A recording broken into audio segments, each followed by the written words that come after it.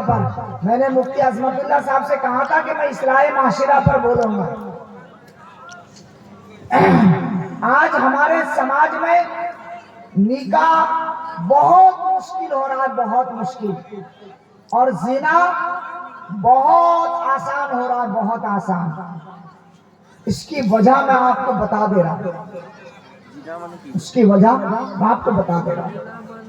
آپ غور کیجئے گا کہ نکاح کیوں مشکل ہو رہا ہے اور زنا کیوں آسان ہو رہا ہے. آپ اس پر غور کریں. اگر ایک بیٹا جوان ہو رہا ہے، 20 سال 25 سال کا جوان بیٹا، اگر وہ ارادہ رکھتا ہے کہ میں شادی کروں، تو سب سے پہلے باپ کیا کہتا ہے معلوم ہے؟ ابھی عمر نہیں شادی کرنے کی، چپ چاپ رہو.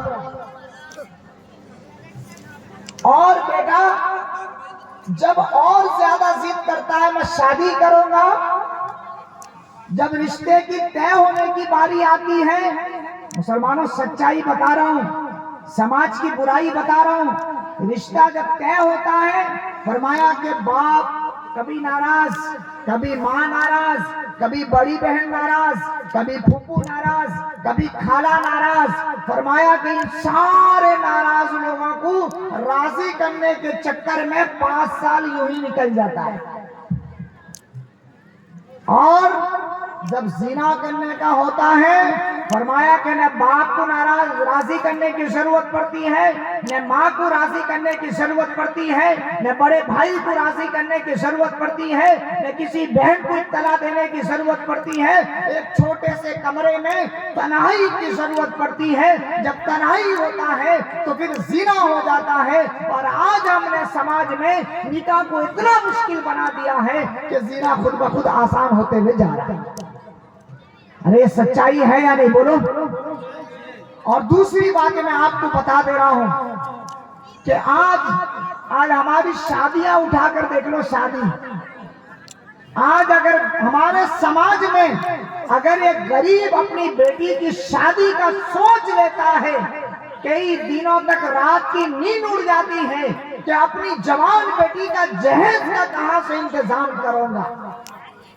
آج مالداروں نے اپنے فیشن کے نام پر اور اپنی عیاشی کے نام پر اور اپنے چرچا کے نام پر اور اپنے واہوائی کے نام پر اور اپنی شہرت کے نام پر، معاف کرنا بھگوان پور والوں، معاف کرنا، مالداروں نے اپنے شہرت کے نام پر شادی کو اتنا مہنگا کر دیا ہے، اتنا مہنگا کر دیا ہے کہ آج غریب کی جوان بیٹیاں عزت نیلام کرنے پر مجبور ہے، گھر کی جوان بیٹیاں سسکنے پر مجبور ہیں، گھر کی جوان غریب کی جوان بیٹیاں سولی پر چڑھنے پر مجبور ہیں.